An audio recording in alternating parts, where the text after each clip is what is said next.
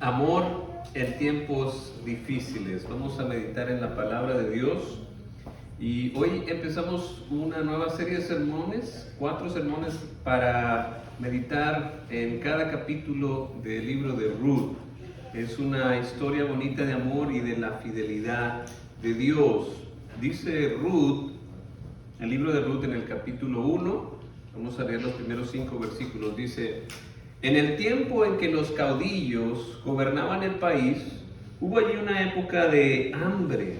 Entonces un hombre de Belén de Judá emigró a la tierra de Moab, junto con su esposa y sus 2 hijos. El hombre se llamaba Elimelec, su esposa se llamaba Noemí, y sus 2 hijos Maclón y Cuilón, todos ellos efrateos de Belén de Judá. Cuando llegaron a la tierra de Moab, se quedaron a vivir allí.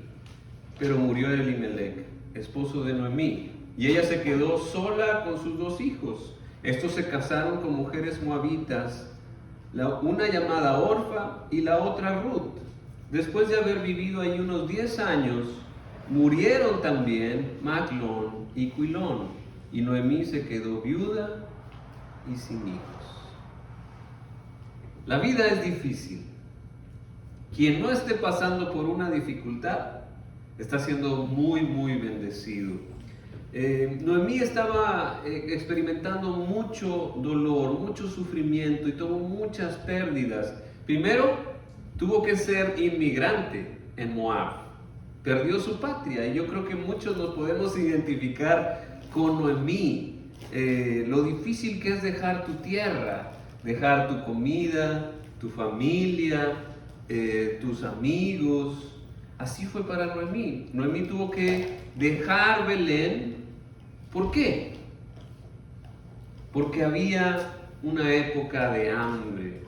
Y Elimelec y su esposa salieron con sus hijos de su pueblo, cuyo nombre significa casa de pan.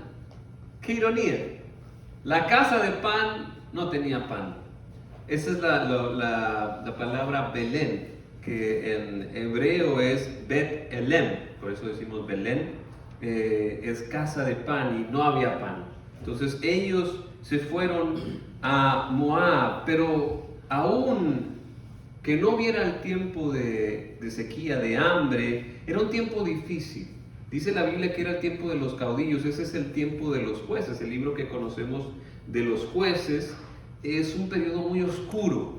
Empieza más o menos bien, pero termina muy mal el libro de los jueces. Si usted quiere darse cuenta de qué tan mal está el mundo sin Dios, lea el libro de jueces y se va a dar cuenta. Y eso pasó porque el pueblo de Dios no obedeció completamente las instrucciones de Dios y no conquistaron esa tierra prometida que Dios les iba a dar. Iba a sacar a esos pueblos y a meter el pueblo de Dios. Pero ¿qué pasa? El pueblo no termina de conquistar y los pueblos que estaban ahí agarraron las mismas costumbres.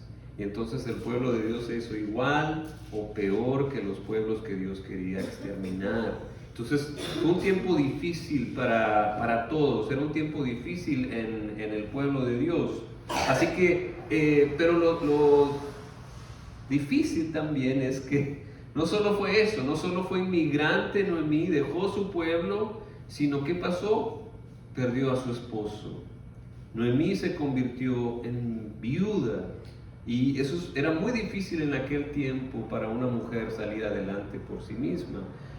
Pero no solo eso, también murieron sus hijos.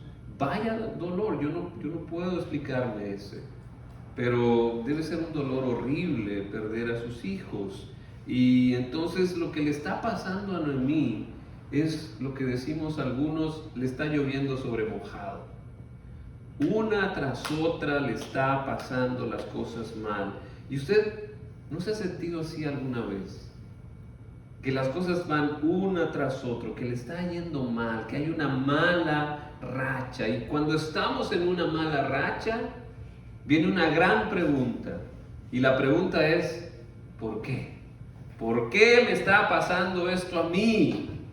Y lo que pasa es que el mal en el mundo es un gran problema. No sabemos muchas veces qué hacer con eso. ¿Por qué hay mal en este mundo? Y es un tema muy debatido por filósofos, por teólogos, y a eso se le llama teodicea. Teodicea es ¿por qué hay mal en el mundo? Explora esa palabra, esa pregunta. ¿Cuál es el origen del mal? Y esa palabra teodicea significa teos y diques, que significa justicia divina. Entonces la teodicea tiene que ver con la justicia divina, porque Dios está relacionado en por qué hay mal en el mundo. Si Dios es bueno y todopoderoso, ¿por qué tenemos mal? Y yo quiero que usted, al pensar en esto, no se quiebre la cabeza, porque tiene que recordar que un argumento filosófico, un argumento humano, no es lo mismo que un argumento divino, un argumento teológico. Nosotros estudiamos, reflexionamos sobre lo que Dios ha hecho, no sobre lo que nosotros creemos o pensamos, sino que Dios nos ha dicho cómo es la cosa. Dios se ha revelado. Por eso nuestra manera de reflexionar es a través de la Biblia. Es lo que se le llama teología bíblica, porque ahí vemos lo que Dios ha dicho, lo que Dios ha revelado, porque queremos sabiduría divina y no sabiduría humana. Por eso yo no quiero que usted se pierda en filosofías basadas en la sabiduría humana, sino que se base en la sabiduría divina, que es lo que Dios ha dicho acerca del mal, que nos enseñan las Escrituras acerca del origen y del fin del mal y de la justicia divina. Y lo que la palabra nos enseña es que tenemos mal, hay un enemigo que distorsiona la obra de Dios. Desde Génesis, desde la creación lo vemos. La serpiente, ¿verdad?, que le dice a Adán y Eva, no es cierto lo que dice Dios. Entonces está distorsionando. Por eso tenemos mal en el mundo. Y en el libro de Job tenemos a Satanás, ¿verdad?, que dice, sí, ese Job es a todo dar, pero porque tú lo bendices. Quítale sus bendiciones y vas a ver cómo Job te maldice. Entonces ahí va el diablo, ¿verdad?, y le quita todo a Job. Y es lo que le está pasando a Ruth aquí. Pero también tenemos que estar conscientes que tenemos mal por el pecado. Pero lo que yo quiero que pienses en esto. Mire esto, lo que le pasó a Jesús, que es Dios, que Él es el que nos va a decir. A Jesús le preguntaron, ¿por qué este que está ciego está así? ¿Quién pecó? ¿Él o sus padres? ¿Y qué le responde Jesús?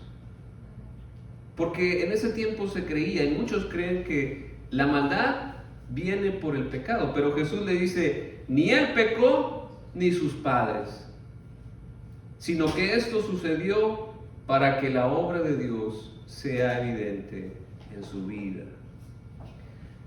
Lo que podemos entender de esto es que Dios puede transformar cualquier maldad, cualquier catástrofe en bendición, porque tarde o temprano llega la justicia divina. Esa justicia divina se va a manifestar y últimamente tenemos en la palabra de Dios que al final de la historia va a haber un juicio final, y todos los que tenemos hambre y sed de justicia vamos a quedar saciados con lo que va a hacer Dios. Esa es la promesa que tenemos en la Biblia.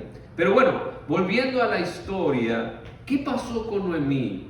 Estaba sufriendo muchas pérdidas, y en el versículo 6 dice, Noemí decidió regresar de la tierra de Moab con sus 2 nueras, porque allí se enteró, fíjese de qué se enteró, de que el Señor había acudido en ayuda a su pueblo al proveerle de alimento.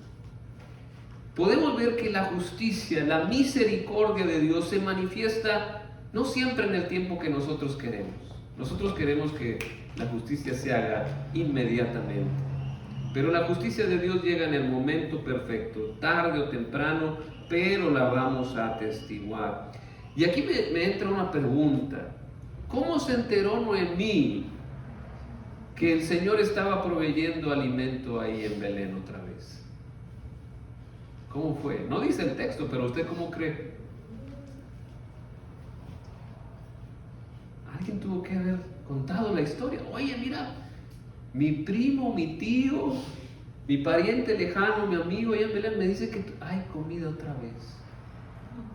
Y entonces Noemí se regresa, pero se regresa porque alguien le compartió las buenas noticias. Las buenas noticias se comparten y yo creo que es una gran lección para nosotros. Nosotros tenemos el pan de vida que es Cristo. Este pan que puede saciar nuestra hambre, puede quitarnos ese hueco que tenemos en nuestra vida, que solo se llena con eternidad y con la restauración que Jesús ofrece. De ese mismo Belén donde salió Noemí, de ese mismo Belén, ¿quién nació ahí? Jesús. De ahí también llega el pan de vida para todos los que estamos hambrientos. Mire lo que dijo Jesús. Jesús dijo en Juan 6:35, yo soy el pan de vida. El que viene a mí nunca pasará hambre y el que en mí cree nunca más volverá a tener sed.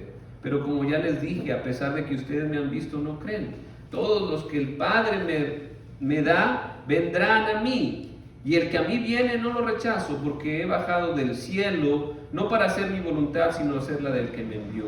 Y esta es la voluntad del que me envió, que yo no pierda nada de lo que Él me ha dado, sino que lo resucite en el día final. Porque la voluntad de mi Padre es que todo el que reconozca al Hijo y crea en Él, tenga vida eterna, y yo lo resucitaré en el día final. Esas son las palabras de Jesús. Y las palabras de Jesús se cumplen, tarde o temprano. Podemos confiar, porque Jesús nunca echó una mentira.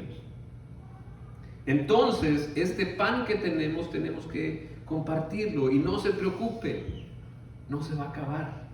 Si usted le comparte a alguien de su fe, de que en Cristo hay salvación, de que Él es el pan de vida, que es lo que realmente va a saciar, eso que estás buscando en otros lados, solo lo vas a encontrar en Jesús. Nadie más te va a ofrecer la paz, el amor, la justicia y la fidelidad y la alegría que Jesús puede dar.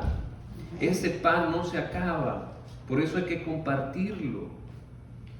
Entonces, Noemí iba con esperanza a su tierra, iba a dejar de ser inmigrante, pero sus hijos se casaron con mujeres extranjeras de ahí de Moab. Y aquí se desencadena otra historia de amor en tiempos difíciles. El versículo 7 dice, salió pues con sus 2 nueras del lugar donde había vivido y juntas emprendieron el camino que las llevaría hasta la tierra de Judá. Entonces Noemí les dijo a sus 2 nueras, miren, vuelva cada una a casa de su madre, que el Señor las trate a ustedes con el mismo amor y lealtad que ustedes han mostrado con los que murieron y conmigo. Que el Señor les conceda hallar seguridad en un nuevo hogar, al lado de un nuevo esposo. Luego las besó, pero ellas, deshechas en llanto, exclamaron, no, nosotras volveremos contigo a tu pueblo. Vuelvan a su casa, hijas mías, insistió Noemí. ¿Para qué se van a ir conmigo? ¿Acaso voy a tener más hijos que pudieran casarse con ustedes? Vuelvan a casa, hijas mías, váyanse. Yo soy demasiado vieja para volver a casarme, y aún si abrigara esa esperanza y esta misma noche me casara y llegara a tener hijos, ¿los esperarían ustedes hasta que crecieran? ¿Y por ello se quedarían sin casarse? No, hijas mías. Mi amargura es mayor que la de ustedes. La mano del Señor se ha levantado contra mí. Eso es lo que dice Noemí. En tiempos difíciles es cuando el amor debe de ser más fuerte. Va a dejar una mayor huella, una mayor impresión. Y estas mujeres estaban pasando por grandes pérdidas, estaban muy dolidas y se acompañaron en tiempos difíciles. Y Noemí se sentía herida por Dios mismo. Y yo creo que eso es común. Yo a Dios le encomiendo mi camino todos los días. Y si me pasa algo malo, decimos, ¿qué onda, Dios? Yo me encomendé a ti, ¿qué pasó? Y aunque las cosas mejoraron en Belén, Noemí había perdido a su esposo y a sus hijos. Y ahora, ¿quién la iba a sostener? Porque Les recuerdo, en esos tiempos una mujer no podía salir adelante tan fácilmente, y menos si ya estaba grande. Entonces, Noemí no quería perjudicar a sus nueras, así que les dijo: regrésense, vuelvan a rehacer su vida. ¿Pero qué respondieron Orfa y Ruth? Ahí en el versículo 14 ya le habían dicho que no, y una vez más alzaron la voz, deshechas en llanto. Luego Orfa se despidió de su suegra con un beso, pero Ruth se aferró a ella.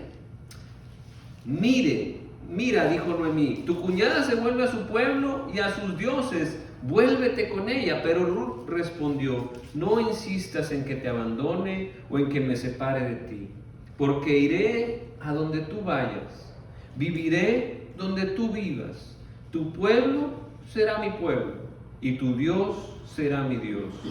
Moriré donde tú mueras y allí seré sepultada. Que me castigue el Señor con toda severidad si me separo de ti por algo que no sea la muerte. Al ver Noemí que Ruth estaba tan decidida a acompañarla, no le insistió más. ¿Qué pasó? Una de las nueras se regresó, pero Ruth se quedó con Noemí. ¿Por qué? No explica el texto, pero yo creo por el cariño, el amor que creció entre ellas. Pero Ruth se encariñó aún más con Noemí, y esto nos habla de el amor que experimentó en esa familia estas dos extranjeras que se unieron a esta familia del pueblo de Dios. Había un cariño entre nueras y suegras, porque era una familia del pueblo de Dios. Donde Dios es el rey, las cosas son diferentes, son buenas. Y algo también que tenemos que entender es que el nombre del esposo de Noemí era Elimelech, que significa Dios es rey. Cuando Dios es rey en nuestro hogar, las cosas son distintas. Y para mí es un buen testimonio de la familia y de Noemí como parte del pueblo de Dios hacia dos extranjeras que venían de otras costumbres. Se sintieron bienvenidas en la familia, y eso llevó a Ruth y a Orfa a llorar cuando se separaron. Pero para Ruth no había algo mejor que estar con su suegra, con Noemí. Y yo sé que las suegras tienen muy mala fama en nuestra cultura latina, ¿verdad? Usted nada más pone suegra y va a encontrar un montón de chistes en internet. Pero por eso las escrituras nos ayudan a juzgar bien las culturas. Hay cosas buenas y hay cosas malas en todas las culturas. Por eso hay cosas que hay que corregir y hay cosas que celebrar. Y eso de las suegras en nuestra cultura hay que redimir, hay que cambiar, hay que rescatar. En esta historia de la Biblia, la suegra es el apoyo de sus nueras y las nueras es el apoyo de su suegra. Eso es una bendición. Por eso tenemos que ser amables y buenos con los que se unen a nuestra familia por medio de los lazos del matrimonio, y también tenemos que ser buenos con la familia donde vamos por lazos del matrimonio. Ruth fue grandemente bendecida porque Noemí era del pueblo de Dios, un pueblo diferente que tiene a Dios. Entonces Ruth dejó a los moabitas, cuyos dioses eran, los ritos a los dioses de los moabitas, dice la Biblia, eran horribles. No se lo voy a recordar, pero si usted quiere dar una lectura, una investigación, se va a dar cuenta que esos ritos de los moabitas causaron muchos problemas para el pueblo de Dios. Por eso Dios los quería exterminar. Pero Ruth cambió esos dioses por el Dios de Noemí, que era el Dios de Abraham, de Isaac y de Jacob, el Dios todopoderoso, el creador del cielo y de la tierra. Y claro que el Señor la bendijo.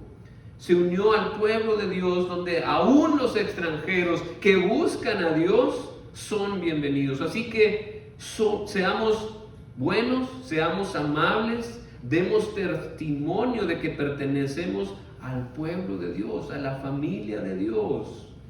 Claro, en lo que esté de nosotros. Si la otra parte no quiere, pues no hay mucho que podamos hacer, pero que de nosotros no quede, que quede claro que somos de la familia de Dios y somos una bendición, somos buenos, somos amables con todos, especialmente a los de nuestra familia de sangre, familia política y familia en Cristo. Y Dios nos va a bendecir. Y para terminar el capítulo 1 de Ruth, porque ya tiene aquí la tarea, vamos a estar leyendo Ruth estas 4 semanas, entonces esta semana leer Ruth 1 y la próxima vamos a meditar en Ruth 2, así que leas esos 2 capítulos para el próximo domingo. Pero mire cómo termina el capítulo 1. Entonces las 2 mujeres siguieron caminando hasta llegar a Belén. Apenas llegaron, hubo una gran conmoción en todo el pueblo a causa de ellas. ¿No es esta Noemí?, preguntaban las mujeres del pueblo. Ya no me llamen Noemí. Noemí significa dulce o placentera. Llámenme Mara, que significa amarga, porque el Todopoderoso ha colmado mi vida de amargura. Me fui con las manos llenas, pero el Señor me ha hecho volver sin nada. ¿Por qué me llama Noemí si me ha afligido el Señor, si me ha hecho desdichada el Todopoderoso? Así fue como Noemí volvió a la tierra de Moab, acompañada por su nuera, Ruth la Moabita. Cuando llegaron a Belén, comenzaba la cosecha de cebada. El capítulo 1 termina de una manera agridulce. Noemí sigue en duelo por sus pérdidas, por su esposo y por sus hijos, pero hace algo que yo admiro y que hemos estado estudiando los miércoles a las 8, si usted quiere venirse a los estudios bíblicos en Zoom. Es honesta consigo mismo, con sus emociones, ante los dimes y diretes de la gente que se conmociona, los chismosos y sus cuates, ¿verdad? Noemí no se lo guarda. Reniega de Dios. Dios me ha hecho desdichada. Culpa a Dios por la pérdida de su esposo y de sus hijos. Noemí está triste, pero ya no por el hambre. El hambre se está acabando. La cosecha de cebada está empezando.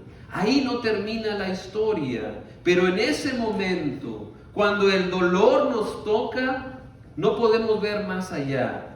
Y buscamos culpables, y muchas veces creemos que el culpable número 1 es Dios. Pero déjenme le digo algo, no se preocupe por las palabras de Noemí.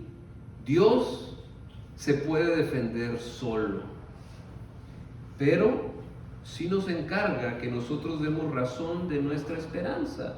Pablo dice, nuestra esperanza está en Dios, que nos ha dado a su Hijo, el que no escatimó ni a su propio Hijo, sino que lo entregó por todos nosotros. ¿Cómo nos dará también con Él todas las cosas? Quiero recordarle que el mal, la muerte, el enemigo, no tiene la última palabra. Dios actúa en el momento perfecto y nos saciará de justicia. Empezaba el tiempo de la cosecha. El Señor ya estaba actuando y va a seguir actuando en esta historia y en tu historia y en la historia al final de la historia. Dios en su tiempo dará su fruto y hará justicia. Por eso, amémonos bien en buenos tiempos y en malos tiempos, en tiempos de cosecha y en tiempos de hambre. Noemí sembró en sus nueras y recibió fruto, la fidelidad y compañía de Ruth.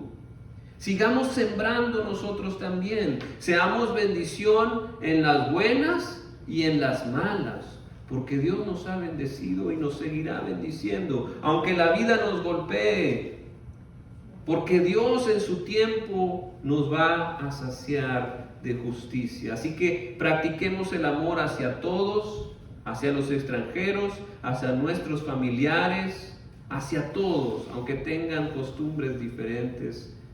pero en especial si son de la familia de sangre o de la sangre de Cristo. Amén. Amén. Quiero compartirles este canto para que usted se anime y que pueda recordar que en Cristo tenemos esperanza. Dios no nos va a dejar.